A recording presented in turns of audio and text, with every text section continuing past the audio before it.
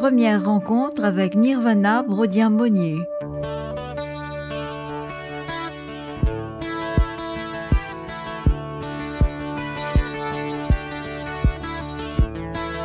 Nirvana Brodien, bonjour. J'aurais dû dire Nirvana Brodien-Monnier, car tu es marié et plus connu sous ce double patronyme. On te connaît bien à Paea parce que tu as ouvert une pharmacie, mais je ne voudrais pas qu'on commence par parler de ton parcours professionnel. J'aimerais mieux te connaître et connaître tes origines.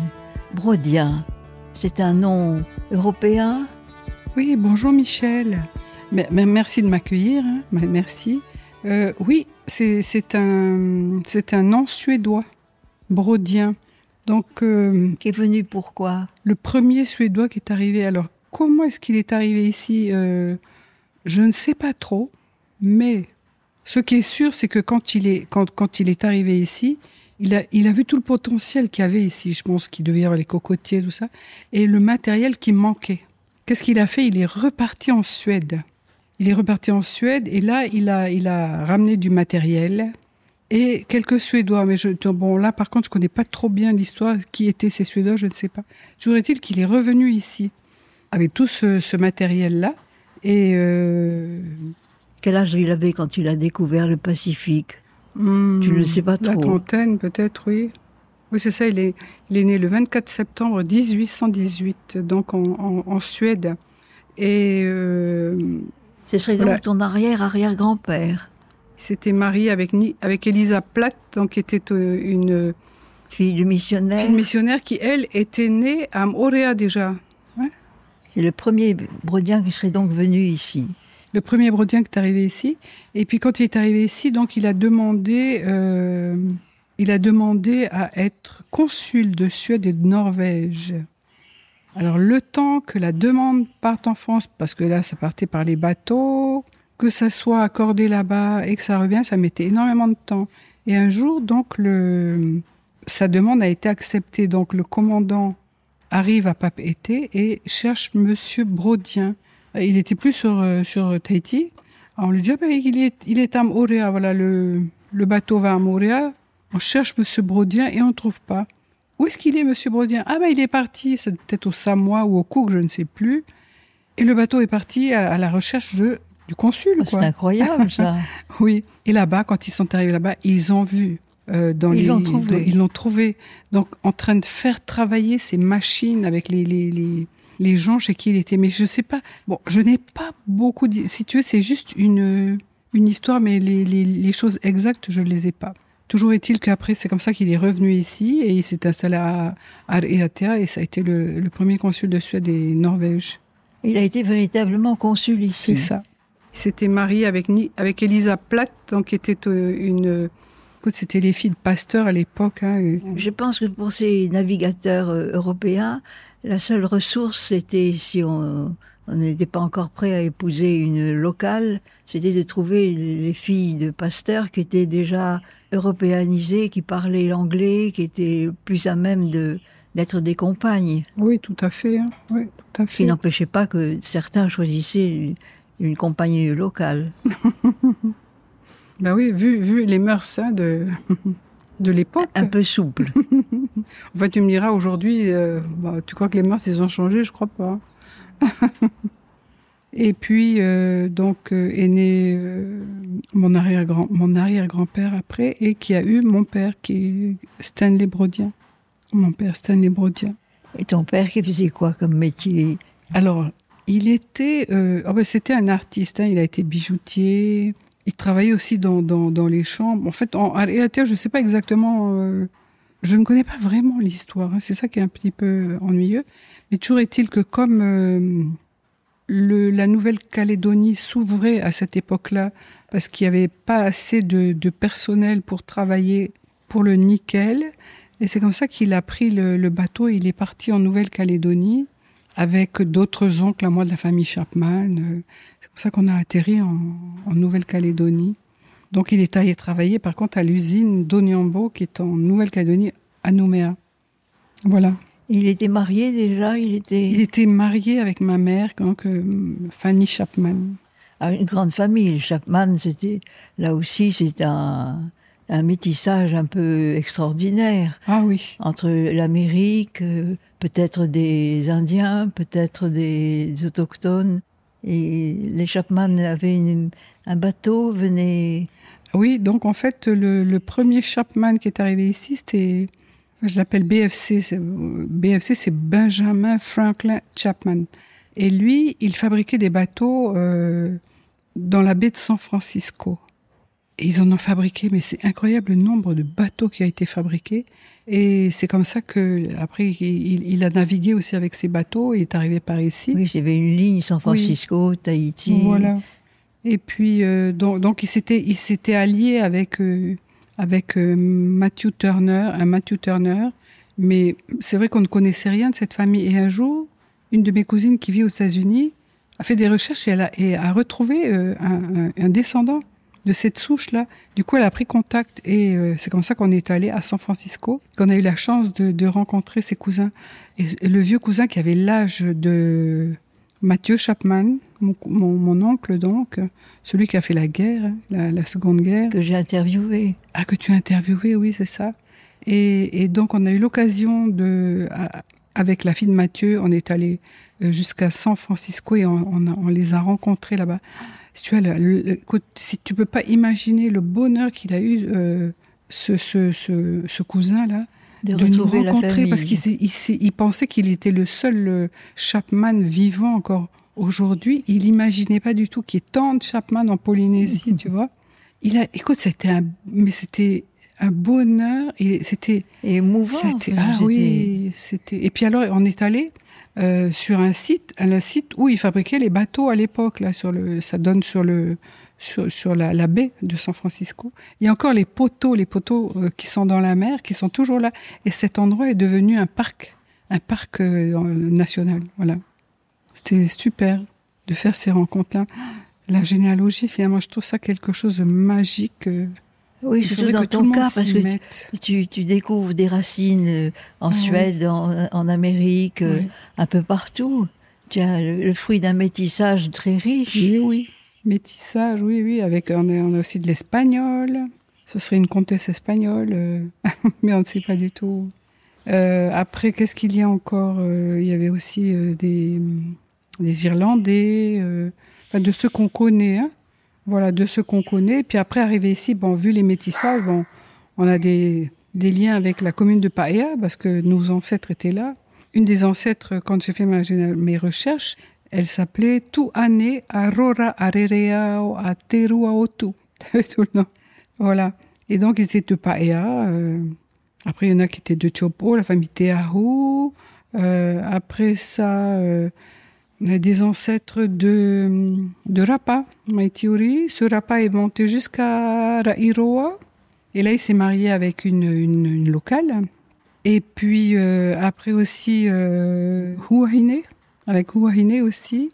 Et puis aussi, les marquises. Le seul truc, c'est qu'on ne connaît pas le nom marquisien, parce que ce marquisien qui est arrivé là, il aurait dit qu'il avait un nom tapou. Qu'est-ce que ça veut dire ? Je n'en sais rien. Mais j'aime bien savoir. J'avais un ancêtre tapou, je ne sais pas ce que ça veut dire. Peut-être qu'un jour je vais le savoir, mais je ne sais pas. Est-ce que c'était une bonne chose, pas une bonne chose ? C'est pas grave. Moi, je l'accepte en tant que telle. Exactement. Alors ta maman est née où, elle ? Ma maman, elle est née à Rairoa, à Rangui. Elle est née là-bas. Et comment elle a connu ton père ? Alors, je pense que c'est en arrivant à Papeete, parce que papa, à cette époque-là, avant de partir en Calédonie, travaillait chez Monsieur Spitz, qui était bijoutier. Et donc... mais il a peut-être travaillé la bijouterie avec lui, puisqu'il était ton père. C'est ton père qui travaillait la bijouterie. Stanley, voilà, c'est ça. Et en fait, il a eu ce poste-là par la femme de Monsieur Spitz, qui était... elle s'appelait Elvire Tetouanoui, c'était une cousine à papa. Et c'est comme ça qu'il a eu ce poste-là avant. Donc il faisait des bijoux. J'ai vu, les bijoux étaient magnifiques. Hein. Oh, c'était vraiment un artiste. Tu en as gardé quelques-uns ? Il chantait bien aussi. Qu'est-ce qu'il chantait bien ? Il avait une belle voix. Et je ne sais même pas si on lui avait pas proposé d'aller à Las Vegas ou je sais pas où pour tourner des films. Tu sais, à l'époque. C'est possible, à l'époque. Oui. Les Polynésiens étaient appréciés beaucoup. pas dans des rôles importants, mais dans des rôles... C'est ça. Alors ton père est né où, rappelle-moi? Alors papa, lui, il est né à Raiatea. Je sais qu'à Raiatea, c'était un peu le fief des protestants. Les missionnaires étaient bien implantés, avaient créé une école. Oui, tout à fait. Lui, il est né donc en 1918, alors que son ancêtre est né le premier en 1818. Ouais, c'est marrant, c'est 100 ans après. Hein. Voilà. Non, c'est vraiment intéressant de pouvoir faire des recherches de généalogie comme ça. Moi, je me régale. Hein. J'ai eu l'occasion aussi d'aller en Suède. Parce que du coup, j'avais vraiment envie de connaître un petit peu cet ancêtre-là. Et j'avais connu monsieur... comment il s'appelait il était sur Paea. Danielson? Monsieur Danielson. Je connaissais bien sa femme, hein, Marie-Thérèse Danielson, parce qu'on a été au conseil municipal de Paea ensemble. Et c'est elle qui est venue me chercher d'ailleurs, avec une Zaza Sarcio. Un jour, elles ont débarqué à la pharmacie en me disant « Tu veux pas rentrer au conseil municipal ?» J'ai dit « Mais c'est quoi ce truc-là? C'est quoi ce machin-là ?» C'est comme ça. Je suis rentrée comme ça un peu par hasard. Enfin, il n'y a pas de hasard, ceci dit. Oui, Je ne crois pas au hasard. Ouais. Mais c'était une chance de pouvoir travailler avec Zaza, avec Marie-Thérèse Danielson. Donc après, j'ai connu son mari. Et on reviendra sur cette période-là. Oui.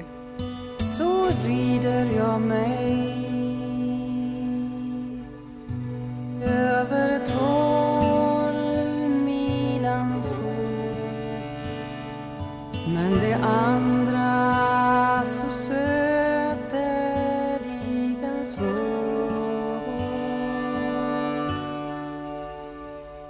Så vrider jag mig lite längre fram. Där fick jag höra klockorna det ringa. God dag mina ringare män. För vem ringer ni denna ringning? Vi ringa allt för en ungersvens mö som skall ut i jorden att sova.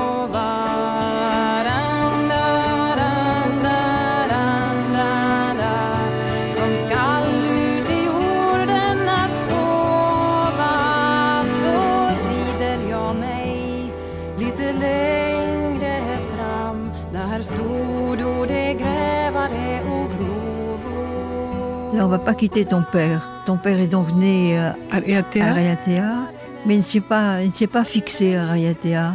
Non, il ne s'est pas fixé parce que ça... Où est-ce qu'il avait appris la bijouterie? Alors ça, c'est une bonne question. Je pense qu'il devait être déjà doué de ses doigts, je pense. Hein. Il était doué et quand il est revenu sur Tahiti, parce que sa mère était ici, hein, parce que les parents n'étaient plus ensemble. Du coup, il revenait ici, il allait voir sa mère qui était à la presqu'île. Et puis, c'est là où il a eu l'occasion aussi de connaître ses cousins, cousines.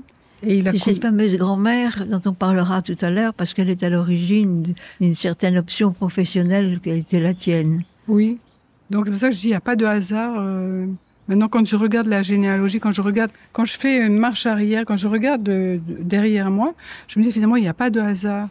Elle a soigné les gens par les plantes. Moi, qu'est-ce que je fais? Je fais un diplôme de pharmacien. Je dis, mais... Et quel souvenir tu as de ta grand-mère? Ma grand-mère, ma grand-mère, on allait à la presqu'île, parce que nous, on habitait en ville. De temps en temps, on allait à la presqu'île, à Toahotu. Parce que ma grand-mère soignait les gens avec les plantes. Et les gens, elle les soignait à n'importe quelle heure du jour, de la nuit. Hein. Tu sais, de temps en temps, tu as des gens qui arrivaient à minuit, hein, elle les recevait. Hein. Elle les recevait, et puis de temps en temps, elle disait à mes cousines, tiens, tu vas chercher telle plante, parce que demain, il y a un bébé qui vient. Et le lendemain, un bébé arrivait. Je me dis, mais comment elle pouvait savoir? On n'avait pas de téléphone à l'époque. Je sais pas, il y avait... Un peu voyante. Oui, quelque chose comme ça. Et puis après, quand les gens arrivaient, il y avait le bébé qui était malade, puis elle commençait à discuter avec la maman, et à la fin, c'est maman qu'elle soignait. C'était plus bébé.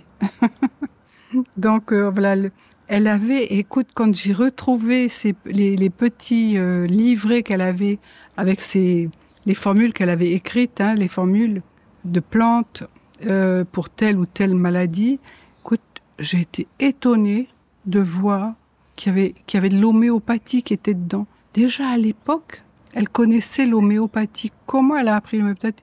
Comment elle a connu ces plantes, ces produits homéopathiques? Je n'en sais rien. Peut-être il y avec avait un Albert le Boucher qui était homéopathe en ville à cette époque. ok. Il y avait déjà une connaissance de l'homéopathie. Je ne Oui, sais pas qui peut-être il y a l'avait ça aussi, implantée. Ouais, je ne sais pas non plus. Mais Et tu as un souvenir précis d'elle? C'était alors une le belle- souvenir, le souvenir que j'ai, c'est qu'elle faisait souvent sa prière le matin quand elle lisait la Bible. Et souvent quand elle lisait la Bible, c'est que quelqu'un de malade allait arriver. Mais elle était très très croyante. Hein. Elle était t'a envoyé protestante. chercher des plantes? Tu as été Non, pas initiée? moi. Pas du Si tout. tu veux, non, parce que c'est surtout mes cousines qui habitaient Sur place. sur place. Nous, on habitait en ville. Puis après, on est parti en Nouvelle-Calédonie. Donc, en fait, on Donc s'est c'est pas vu. une relation privilégiée Non, ben avec non. ta grand-mère. Par contre, la seule chose dont je me souvienne, c'est que un jour, on était à Toronto, justement, et on se baignait dans la petite baie avec mes cousines, et dont Hinano, une cousine Hinano. Et à un moment donné, je marche sur quelque chose qui me pique le pied. Ah purée, ça faisait mal. Et alors, je commence à sortir de l'eau. Et au fur et à mesure que je sors, que j'avance vers la plage, la douleur monte. Et après, je n'ai plus aucun souvenir. Je suis tombée dans les pommes. Après, qu'est-ce qui s'est passé? Je n'en sais rien du tout. On est reparti en ville. Et je me souviens pas du tout qu'on m'ait soigné le pied ou quoi que ce soit. Tout allait bien. Et donc après, on est parti en Nouvelle-Calédonie et j'ai quitté le Fénois pendant 17 ans. Je suis revenue 17 ans après. Et j'avais cette chose qui me tournait dans la tête régulièrement. J'ai dit, mais qu'est-ce qui s'est passé?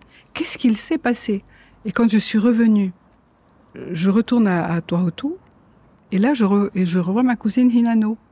La première chose qu'elle me dit, c'est « Hey, tu te souviens quand tu as été piqué par le Nho ?» J'ai dit justement, ça me trotte dans la tête depuis 17 ans. Qu'est-ce qui s'est passé? Mais tu te rends compte, donc on était reliés avec cette cousine-là. Tu peux imaginer? Moi, ça me trotte dans la tête et je vais la revoir 17 ans après. La première chose qu'elle me parle, c'est de ça. C'est étonnant. Non, mais c'est pour ça que je crois pas, il n'y a pas le hasard. Et elle m'a raconté qu'en fait, quand on est sorti de l'eau, ça c'était les remèdes de grand-mère, hein, donc il fallait aller vite chercher. C'était une petite crosse d'une petite plante. Et alors, comme il fallait aller très vite parce que j'étais dans les pommes, on pouvait pas aller chercher le pénou pour écraser la feuille. C'est ma cousine qui a pris, qui a mâché et qui a mis sur la piqûre. Et c'est comme ça que je m'en suis sortie. Je n'avais il y avait aucune séquelle. Aucune séquelle. 17 ans après, tu as eu l'explication. Ça me trottait dans la tête. Mais qu'est-ce qui s'est passé? Première chose qu'elle me dit, tu te souviens quand tu as été piquée par le Nho? Je dis, ah bah oui, je m'en souviens. Tu te rends compte la connexion? Mais c'est incroyable. Et ton prénom, Nirvana? Alors, ça aussi, mon prénom Nirvana. Quand donc ma mère qui était revenue des Tuamotu, qui était sur Papeete, elle faisait de la couture. Elle travaillait chez Marie Ayou, qui était une grande couturière aussi. Hein. Et puis c'est peut-être là aussi qu'elle a appris aussi un petit peu la couture. Donc ma mère était enceinte et j'allais pas tarder à arriver au monde. Et Monsieur Spitz avait quelqu'un qui travaillait chez lui qui était un Indien. Monsieur Spitz demande à l'Indien, mais chez toi, là, quel est le nom, quel est le mot le mieux? Et là, l'Indien lui dit, écoute, c'est le Nirvana. Et là, Monsieur Spitz va vers mon père, me dit, voilà, si c'est une fille, elle va s'appeler Nirvana. C'est comme ça que je me suis appelée Nirvana. Ah, c'est comme ça que l'idée est venue. C'est comme ça que je me suis appelée. Ce prénom-là, je le détestais petite. Parce qu'ici, les gens ne savaient pas ce que c'était que le Nirvana. J'avais jamais droit à mon prénom. C'était toujours Nevada, n'y va pas, Enfin, on m'a toujours déformé. Et je détestais qu'on me pose cette question. Comment tu t'appelles? Je n'aimais pas du tout dire comment je m'appelais. Et il n'y avait pas d'autres noms tahitiens? Non, on m'appelait Nirvana. Hein. Si, il y avait Rovaina, Terevana, mais bon, ils n'allaient pas m'appeler comme ça. Tout le monde ne savait pas quels étaient mes prénoms. Mais donc, je détestais ce prénom. Puis un jour, j'étais en 6e. En géographie, on apprend, on parle du Nirvana. C'est la première fois que je vois ça. On parlait des Indiens. J'ai dit, mais c'était un nom sacré chez eux. J'ai dit, je ne mettrai jamais les pieds en Inde, parce que si jamais ils voient sur mon passeport le prénom Nirvana, ça sera peut-être un sacrilège. J'ai dit, ils vont me mettre sur le feu. J'ai dit, je ne mettrai jamais mes pieds là-bas. Et puis, petit à petit, donc après, en grandissant, quand j'ai pris de l'âge, après, j'étais avec des camarades qui étaient plus âgés, puis qui connaissaient un peu mieux les choses. Donc, j'ai commencé à avoir droit à mon prénom. C'est là où j'ai commencé à accepter mon prénom. Et puis après, quand je suis arrivée en France à faire mes études, j'étais devenue l'oiseau des îles. Bon, voilà comment ça a évolué, tu vois. Oui. Donc, tu es née à Papeete. Née à Papeete. À la maternité. Maternité de Paufey. Et tu as commencé tes classes là, de primaire à Papeete? Oui, alors c'était chez les sœurs. C'était chez les sœurs à Sainte-Amélie. Non, pas Sainte-Amélie, à... Anne-Marie Javoué. Pas Anne-Marie Javoué, enfin, oui, Anne-Marie Javoué, oui. C'est ça. Voilà. Et tu aimais l'école? Ah, j'aimais l'école. J'aimais l'école, oui, parce qu'on habitait Sainte-Amélie et on y allait à pied. Puis des fois, quand on partait comme ça, il pleuvait, on prenait les feuilles de papayer comme parapluie, quoi, tu vois. Oui. Ou les feuilles de taro, et on allait à l'école comme ça. Et vous alliez à pied, Ah oui, on allait à pied. C'est de bons souvenirs, ça? Ah oui, que des bons souvenirs. Puis après, on allait à l'église. L'église, quand il y avait les messes... Ah non, c'était... Ah oui, que des bons souvenirs. On avait des sœurs qui étaient un petit peu rigides et tout, mais finalement, si tu veux que les choses avancent, il faut être comme ça, hein, parce que sinon les gens font n'importe quoi, c'est ce qu'on voit aujourd'hui.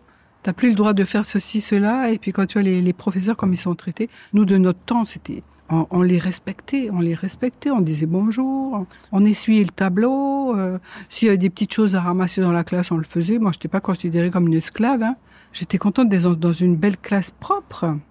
C'est comme ça qu'il faut voir les choses, parce qu'on voit toujours le mauvais côté de la chose. Hein. Moi, j'étais dans une classe propre. Et j'étais contente. Et je suis vraiment contente d'avoir eu tous les professeurs que j'ai eus, dont les sœurs, les religieuses, là, elles m'ont beaucoup parlé. Tu parlais tahitien déjà? Ben oui, parce que ma mère nous a toujours parlé tahitien, parce qu'elle était Pomotou, elle ne parlait que tahitien, elle. Et même Pomotou, je regrette une chose, c'est qu'elle ne nous ait pas appris à parler tahitien, même Pomotou, parce que quand je l'ai entendu parler avec ses cousines, le Pomotou, mais c'est une langue mais magnifique. Ah, j'ai regretté qu'elle ne nous ait pas parlé en Pomotou. Mais elle nous parlait en tahitien, elle nous disait, bon, si jamais un jour on se retrouve dans un endroit où je dois vous dire des choses que je veux pas que les gens sachent, comme ça, je vous parle en tahitien. Alors, elle nous parlait en tahitien, et nous, on répondait en français. C'était ça Et tu avais la possibilité de danser, de chanter ou... Ah oui, tout à fait. C'était pas interdit, c'était pas... Où ça, à l'école? Oui. De danser à l'école, non? Non, dans des fêtes, non, au juillet. Mais tu étais peut-être trop petite. Non, j'étais encore. trop petite, oui, trop petite. Non, j'étais trop petite. Non, on aimait bien voir le tiurei, hein, c'était le tiurei à l'époque. Nous, on était contents de pouvoir voir tout ça. Vous assistiez aux fêtes de juillet, C'était les fêtes de juillet, oui, tout à fait. Puis en plus, attends, je vais reparler d'une anecdote aussi par rapport à la langue tahitienne. Parce que ma mère, elle m'a toujours parlé en tahitien. Bon, j'étais petite, vraiment petite. Et je lui répondais en français. Et un jour, elle a une de ses cousines qui arrive des Tuamotu, avec un petit garçon qui avait à peu près ma taille, donc mon petit cousin. Et puis, donc, on était là, et il y avait les deux mamans étaient là, et les deux enfants, donc moi et le petit cousin. Et je commence à lui parler en français, puis je vois qu'il n'a pas l'air de comprendre. Il n'a pas l'air de comprendre. Et là, qu'est-ce que je fais? Je commence à lui parler en tahitien. Et là, les deux cousines qui se parlaient, tout d'un coup, stop, je n'entends plus rien. Alors là, je me dis, mon Dieu, qu'est-ce qui se passe? Et je lève la tête comme ça vers ma mère, puis je la vois tout étonnée de m'entendre parler tahitien, tu vois. Mais moi, en tant que gamine, quand j'ai vu ça, j'ai dit, elle est en train de se moquer de moi. Je ne parlerai plus jamais tahitien devant elle. Tu te rends compte la tête de gamine que j'avais? Alors qu'elle était fière pour moi. Maintenant, avec le temps, c'était au contraire. J'avais mal interprété. Elle devait être fière de voir qu'en fait, j'avais appris le tahitien, quoi, tu vois. Et là, je regarde la tati aussi qui était là-haut. Et là, qu'est-ce que je vois? Elle avait un cou énorme. Un goitre? Un goitre énorme. Et moi, j'étais comme ça, mais je levais la tête comme ça, je voyais ça. Mais à l'époque, il n'y avait pas tous les essais nucléaires, il n'y avait pas d'essais nucléaires. Et elle avait un goitre énorme. Donc après, en faisant mes études, j'ai pu apprendre aussi beaucoup de choses par rapport aux maladies. C'est le mal qui dit, le mal a dit quelque chose, le mal a dit. Donc en fait, ça, c'est des problèmes liés à la séparation. Quand les gens s'éloignent de vous, c'est comme si tu as envie de les tirer vers toi. Donc c'est la thyroïde qui travaille. Et c'est ça. Et tous les problèmes, les problèmes de goitre, pour moi, c'est ça. Donc à cette époque, il n'y avait pas d'essai nucléaire à l'époque. Non, on disait que c'était un manque d'iode. Pourtant, elle vivait dans les Tuamotu. Oui, on dit que c'est un manque d'iode, mais écoute, elle vivait au Tuamotu. Donc, près de la mer. Donc, ils allaient dans la mer se baigner. Ils allaient ramasser les poissons pour faire frire le poisson. Tu vois, ils vivaient de la mer. Donc, en fait, pour moi, c'est autre chose. C'était ça. Donc, tu as souvent les femmes, elles étaient là. Tu imagines un peu un petit atoll, tout petit. Puis, tu as le mari qui part à la pêche. Puis après, tout d'un coup, tu as un grand vent qui arrive, tu as les grosses vagues. Alors, la femme qui est là, qui attend son mari, eh bien, écoute, elle se dit, mais est-ce qu'il va revenir? Est-ce qu'il va revenir? Donc, inconsciemment, c'est comme si elle veut, quand le bateau part, elle essaie de ramener vers elle le bateau pour que le mari soit toujours là. Il ne faut pas qu'il s'en aille. C'est ça, pour moi, Ah oui, tu penses à une communication entre... Le lien entre la maladie, la cause à effet, une cause à effet. Une cause a un effet. Moi, pour moi, c'est ça. Hein. J'ai compris cette histoire de cause à effet par rapport à ma mère qui avait la tuberculose. De Tahiti à Nouméa, j'ai promené mon bel amour. Et cette île baignée de soleil a fini par prendre mon cœur. Le vert feuillage de la chêne sert d'abri aux fiers cagoux. Cet oiseau gris devenu rare que tu as choisi pour emblème. Nouvelle-Calédonie, bercée par les alizés, tu enchantes le voyageur qui jusqu'à toi est venu. Ton grand lac en garde dans ses eaux tant de merveilles qu'elle fait rire. Les palétuviers du rivage ont l'air de marcher sur les flots.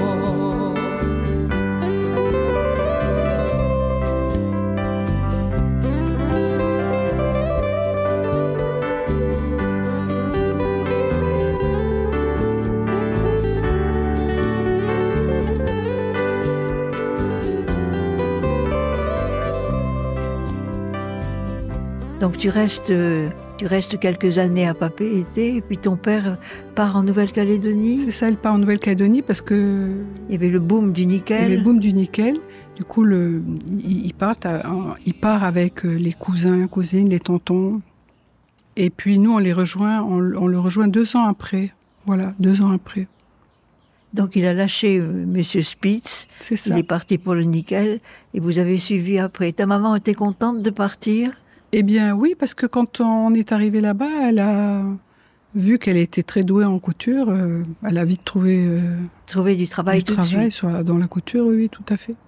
Mais tu disais qu'elle regardait quelqu'un, elle voyait tout de suite les mesures, les mensurations. Ah oui. Elle avait un coup d'œil de couturière. Elle avait un coup d'œil mais incroyable. Puis même, elle voyait les couleurs que tu aimais, donc elle allait chercher le tissu adéquat. Ah, mais c'était une femme extraordinaire. Tu vois, des femmes comme ça, il faudrait qu'on en ait que des femmes comme ça. Il faut... Elle t'a pas initié à la couture, t'as pas... Attends, alors donc, en fait, le samedi, parce que elle avait toujours des cousines celles qui allaient à la messe, donc elle avait souvent des robes à faire, où il y avait des mariages, et moi, je faisais les ourlets, je mettais les boutons, etc., et je m'étais vraiment prise au jeu. Et un jour, je lui dis, écoute, mamie, parce que nous, on l'appelait mamie, hein, mamie à l'anglaise. Mamie, j'ai envie de faire un pantalon pour moi. Est-ce que tu peux me dire comment on fait? Là, ça a été le choc. Elle me regarde comme ça, elle me dit, non. Les études d'abord. Elle, c'était les études d'abord. Elle a eu peur que je devienne couturière comme elle. Elle m'a dit, non, les études d'abord. Ok, mamie. Alors du coup, qu'est-ce que j'ai fait? Je suis allée voir une autre tati qui était dans une vallée à côté en Nouvelle-Calédonie, là-bas. Je dis, tati, tu peux pas m'aider à faire mon pantalon? C'est comme ça que j'ai eu mon premier pantalon, c'est moi qui l'ai fait. Mais ceci dit, bon, c'est pas là-dedans que je voulais aller, mais je voulais faire mes vêtements, quoi, tu vois, oui. Elle était tellement douée, elle était...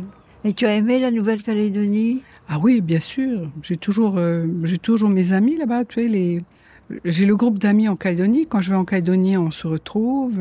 Quand je vais en France, les amis que j'avais à Lyon, et quand j'étais étudiante là-bas, on a toujours les mêmes amis. Finalement, c'est un lien d'amitié c'est quelque chose de... Tu y as passé combien d'années alors finalement en Nouvelle-Calédonie? Oh là, en Nouvelle-Calédonie. Donc la première fois, on est allé, je sais pas, peut-être 2 ans. Après, on est revenu à Tahiti 2 ans. 2 ans, j'ai fait CM1, CM2 ici. Et ensuite, passage en 6e. Et là, on est reparti, j'étais en 6e. J'avais déjà commencé ma 6e ici. Parce que la Nouvelle-Calédonie, elle n'a pas le même calendrier. On n'a pas le même calendrier. Donc, on est arrivé au mois de mars. J'avais déjà démarré ma 6e depuis septembre ici. Hein? Et arrivé là-bas, c'était mars. C'était le début de la 6e. Du coup, j'ai fait une grande 6e. Et après là, de la 6e à la terminale, je suis restée en Calédonie. Et de là, je suis partie faire mes études à Lyon. Alors, le choix des études, tu voulais faire quoi? Tu avais une idée de ce que tu voulais faire? Écoute, je n'avais pas vraiment d'idée. Et mais il paraissait normal de partir en métropole. Eh bien, c'était... comment dire? Quand j'ai vu mon nom sur la feuille blanche et que j'avais eu mon bac... J'ai une petite voix dans ma tête qui me dit « Mais pourquoi tu dis à tes copains, si vous avez le bac, partez en France, allez faire vos études. Pourquoi tu vas pas, toi ?» Attends, je dis n'importe quoi, on n'a même pas d'argent. Je connais pas ce pays, il fait froid, je vais aller où? Non, n'importe quoi. Et petit à petit, sur mon chemin, les choses se sont mises en place. Donc c'est pour ça que je crois qu'il n'y a pas de... Les choses ne se font pas par hasard. Tu as un chemin qui est tout tracé pour toi, puis après tu as les routes, des petites routes qui sortent de ce chemin-là. Puis si tu prends, c'est pas les chemins de travers, c'est pas forcément les bons chemins à prendre. T'as le chemin devant, c'est ça qu'il faut prendre.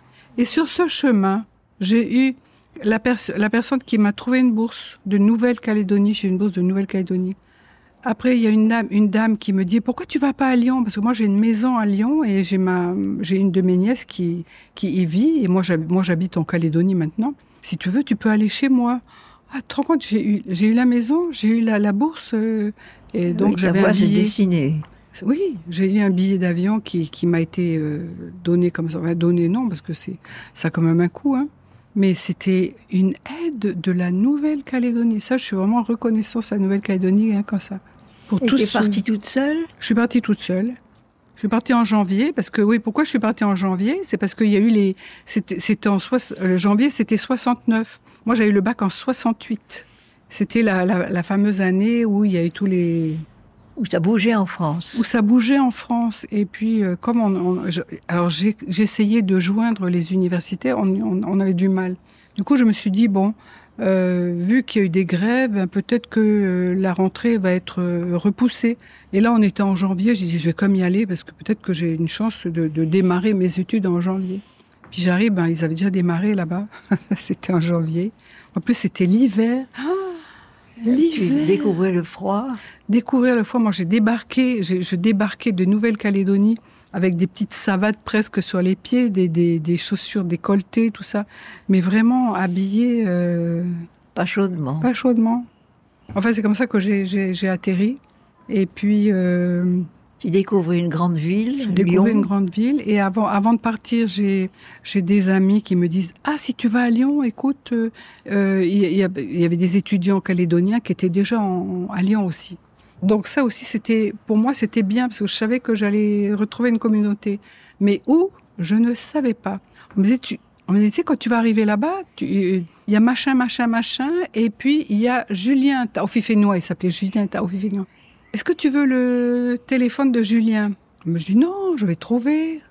Je croyais que c'était comme en Calédonie. Tu sais, le jeudi, nous, on se baladait en ville et on rencontrait tout le monde.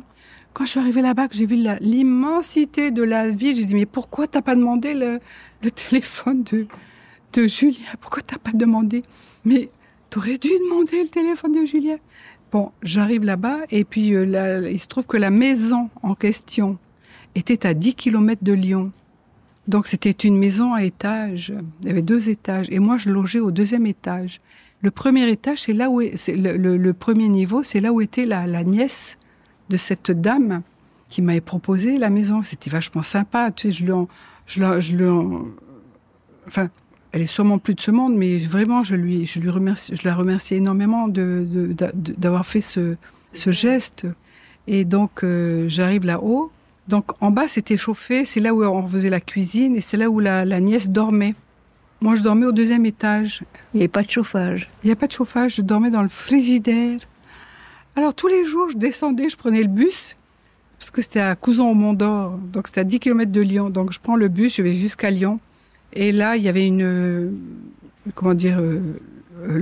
l'OPT, qui était là. C'était un grand bâtiment. C'était bien chauffé et que j'ai passé toute ma journée là à écrire. J'ai écrit. Je dors dans un frigidaire. Enfin, mes parents, ils ont dû être dans tous leurs états, tu sais. Ben, on n'avait pas moyen de communication. Il n'y avait pas de téléphone comme nous aujourd'hui, tu vois. En fait, le courrier mettait du temps à repartir. Le courrier, voilà. Et donc, le seul contact que j'avais, la chance que j'avais une petite cousine qui travaillait à l'OPT. Et de temps en temps, elle était de garde. Et quand elle était de garde, c'est là où on s'appelait. Elle m'appelait à ma résidence universitaire. C'est comme ça que j'avais le contact. Mais c'était une fois de temps en temps, tu vois. Donc alors... Et tu avais choisi quoi comme études? Qu'est-ce que tu voulais faire? Ça, je ne savais pas encore bien. Donc tous les jours, je vais à la grande poste de Lyon. Et ce jour-là, ça devait être une semaine après mon arrivée, j'arrive à la poste de Lyon, parce qu'il y a plein de postes à Lyon. Et à cette poste-là, avec des grands escaliers comme ça. Donc je monte par les escaliers de ce côté-ci. Et qui je vois descendre de l'autre côté de cette poste? Un monsieur, mais je le voyais de derrière. Mais quand j'ai vu l'arrière, j'ai dit, mais ça, c'est un mec de chez nous. Ça, c'était le terme qu'on utilisait en Calédonie. Mais ça, c'est un mec de chez nous. Ça. Et là, je commence à crier, Julien! La personne se retourne et c'était Julien. C'était Julien? Oui. C'est pour ça que je te dis, tu vois, je ne crois pas au hasard. Il y a toujours des connexions. C'était Julien. Mais qu'est-ce que tu fais là? Du Julien, je dors dans un frigidaire. Bon, où est-ce que tu habites? Allez, viens, on va chercher tes affaires. Du coup, on est allé. Bon, après, j'ai remercié quand même, je remercie vraiment cette dame qui m'a ouvert sa porte et puis sa nièce aussi. On est allé chercher mes affaires et puis après, je suis allée c'était sur la colline là, de Fourvière. Et là, il y avait une maison, comment dire, une maison où je sais pas si c'était une école, je sais plus, mais en tout cas, les étudiants logeaient là. Un logement, c'était catholique. Et là, c'était chauffé. Et du coup... donc tu sortis de ton frigidaire pour tomber dans une chaudière. Oui, dans une chaudière. L'eau qui dorme et se réveille d'une longue nuit de sommeil. C'est comme si j'étais parti la veille.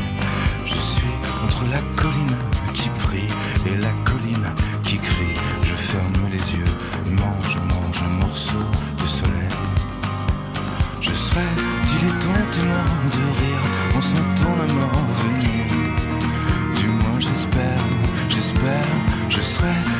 temps à temps partiel, même à l'autre bout du ciel. Du moins j'espère, j'espère, j'espère revoir la mer et la famille. Le point du jour, la statue d'or, la tour en stylo bille. Lyon, presqu'île. Il y a une gare morne et l'autre fière d'aller jusqu'au sport d'hiver. C'est comme si j'étais parti hier. Et puis la statue du roi soleil sur la grande place éternelle.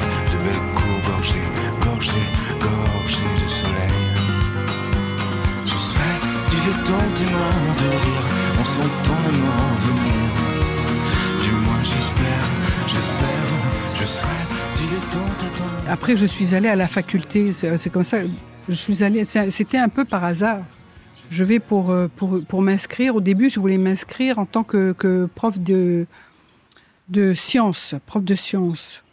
Puis je faisais la queue avec les gens. Et puis, à un moment donné, je me suis souvenue des élèves que nous étions à l'époque chez les Bonnes Sœurs à Nouméa, là. Puis quand j'ai vu, il y avait certains élèves, j'ai dit, ah non, je me vois mal prof avec des élèves comme ça. Non, ça me donne pas du tout envie. Du coup, j'ai quitté cette ligne-là, puis je suis allée dans une autre ligne, et c'était, donc, ça arrivait à la pharmacie. Et c'est là où je me suis inscrite en pharmacie. C'est comme ça que c'était tu vois, la réflexion. Quand j'ai vu les élèves que nous étions. Je me vois pas me confronter à des élèves de ce type. J'avais pas du tout envie d'aller étudier pour me confronter à des gens comme ça. Non, je dis, non, laisse tomber. J'ai préféré alors changer de ligne, et puis je me suis retrouvée en pharmacie. C'est comme ça que je me suis retrouvée en pharmacie. Et tu l'as jamais regretté? Ah, jamais. Ah non, jamais. Jamais. Parce que c'était un domaine scientifique, c'était probablement plus scientifique que littéraire. Oui, tout à fait. Et alors, ce sont des études qui sont longues? Ah oui, en fait, alors voilà, les études, ça durait quand même 5 ans. Donc, je fais ma première année. Bon, ben, écoute, je me retrouve dans un système dont j'ignorais tout. Donc, j'ai peut-être pas assez travaillé, mais toujours est-il que j'ai dû redoubler ma première année. Il fallait un temps d'adaptation aussi. Ce qui a été une chance. Parce que quand tu redoubles, tu n'es plus obligé d'assister aux cours, parce que les cours, je les avais. Par contre, les travaux pratiques étaient obligatoires. Donc, j'allais au TP, mais plus aux cours. Du coup, j'ai pris ce temps-là pour aller faire des petits boulots, et j'ai fait du secrétariat. J'ai fait du secrétariat. J'avais fait de la sténodactylo en Calédonie, parce que je pensais pas faire d'études du tout. Et je pensais faire sténodactylo, comme ça j'avais un poste dans l'administration. Et puis, du coup, j'allais faire des petits boulots comme ça. J'ai remplacé des secrétaires dans des boîtes, tout ça. Ça m'a permis de gagner un peu de sous, parce que ma bourse, elle était 10 000 francs. J'avais une petite bourse de 10 000 francs. Avec 10 000 francs, je payais ma chambre d'étudiante. Ça coûtait 5 500 francs. Ah oui, il me restait 4 500 francs pour manger. Donc, alors, heureusement qu'il y avait les repas universitaires. J'avais un bon repas par jour. Là, c'était vraiment les grands repas, hein, quand on allait au repas universitaire. Et le matin, je faisais mon petit repas dans ma chambre. Je sais même plus ce que je mangeais, tu vois. Et le soir, c'était les pâtes. Donc, j'ai vécu avec ça. Mes 10 000 francs, c'était ça. Mais la chance que j'avais, c'était que j'habitais dans une cité universitaire qui n'était pas loin de la fac. Du coup, j'allais à pied. Et après, je revenais à ma chambre. Donc, c'était pas loin. Une économie de transport. Donc c'était une chance. Enfin, je trouve il y avait plein de chances là, tu vois. La chambre, 5 500, il me restait 4 500, il y avait le repas universitaire, puis déjà de quoi manger le soir. Écoute, c'était bien. Ma chambre était chauffée, donc c'était bien. J'avais juste ce qu'il fallait. Du coup, quand j'ai redoublé, j'ai pu gagner des sous en plus. Ça m'a permis d'acheter une petite mobilette. C'est pour ça que j'ai utilisé ma mobilette pour faire le tour de Lyon. Et puis je faisais mes petits voyages d'étudiants. Ça m'a permis de payer mes voyages d'étudiants. Voilà. Ben après, je suis passée en seconde année. La deuxième année, même chose. Je redouble ma deuxième année. Du coup, j'ai retravaillé. Donc, ça m'a permis de gagner un peu de sous. Et grâce à ça aussi, j'ai pu, au bout de 2 ans, à la fin de la deuxième année, j'ai pu revenir en Nouvelle-Calédonie parce qu'on n'avait pas d'argent. Mes parents n'avaient pas les sous. J'ai pu revenir en Calédonie grâce à l'argent que j'avais eu. Et puis, j'ai pu payer mon voyage. Hein? tu étais devenue autonome. J'ai pu payer mon voyage grâce à mes petits boulots. Bravo. Et puis, quand je suis arrivée en Calédonie, alors je cherchais du boulot, évidemment, pour remplir parce qu'il fallait que je repaye mon billet de retour. Oui, le retour. Et là, je trouvais une place dans une banque. Et le monsieur qui m'a prise, il était content parce qu'il me voyait déjà à la tête de cette banque-là. Sauf que moi, c'était pas du tout mon truc, la banque. Bon, j'ai travaillé, tout ça, puis ça m'a permis de gagner un peu d'argent. Puis à la fin, je vais, puis je joue une pièce de théâtre. Je dis, écoute, tu sais, j'ai mes amis enfance qui me disent, mais il faut que tu reviennes faire tes études, tout ça.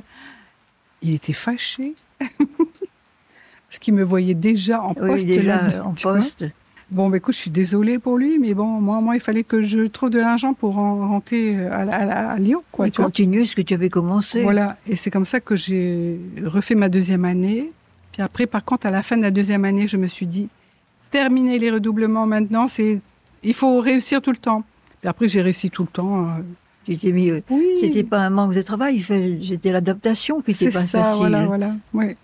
Donc tu n'es plus revenu tous les ans en Nouvelle-Calédonie? Non. Non, parce qu'après, non, parce que ça coûtait de l'argent quand même, il fallait de l'argent. Et puis entre-temps, mon papa est décédé. Puis après, entre-temps, je me suis mariée. Tu as rencontré Philippe? Philippe, on était à la même faculté, on suivait les mêmes cours. Sauf qu'on était camarades On était camarades au début, et puis c'est vraiment vers la fin des études qu'on s'est mis ensemble.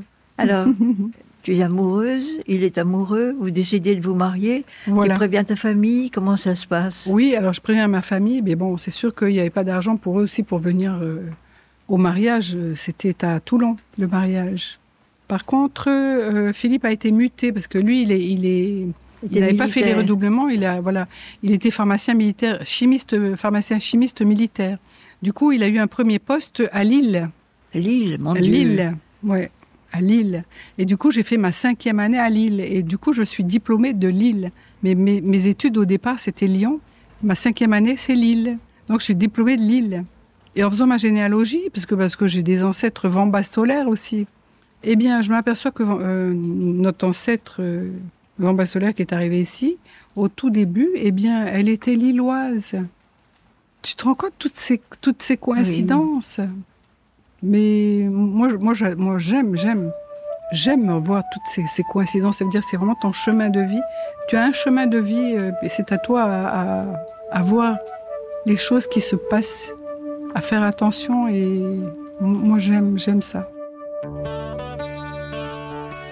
Pharmacienne diplômée, un temps lilloise, et tout à coup, tu me diras que ce n'est pas le hasard, te voilà propulsée dans le Pacifique, non pas à Nouméa, mais à Tahiti. Nous te retrouverons samedi prochain, Nirvana, et merci à Touiva Lambert qui a réalisé cette émission.